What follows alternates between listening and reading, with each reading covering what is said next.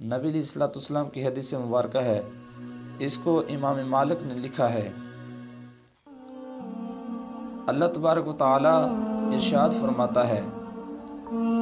جو لوگ میری وجہ سے آپس میں محبت رکھتے ہیں اور میری وجہ سے ایک دوسرے کے پاس بیٹھتے ہیں اور آپس میں ملتے جلتے ہیں اور مال خرچ کرتے ہیں، اللہ تبارک و تعالیٰ فرماتا ہے کہ ان سے میری محبت واجب ہو جاتی ہے۔ یعنی حضور علیہ السلام نے فرمایا کہ اللہ تبارک و تعالیٰ فرماتا ہے کہ جو میری رضا کے لیے کسی سے محبت کرے یا کسی سے دشمنی رکھے، جو میری رضا کے لیے کسی کو مال دے یا میری رضا کے لیے کسی کے پاس بیٹھتا ہے، کسی سے ملتا جلتا ہے، تو فرمایا کہ اللہ تبارک و تعالیٰ فرماتا ہے کہ اس کے ساتھ میری محبت واجب ہو جاتی ہے، اللہ تبارک و تعالیٰ اس سے محبت کرتا ہے۔ اور ایک اور حدیث پاک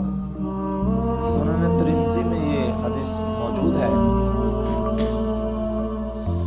نبی علیہ الصلوۃ والسلام نے فرمایا کہ اللہ تعالیٰ نے فرمایا جو شخص میرے جلال کی وجہ سے آپس میں محبت رکھتے ہیں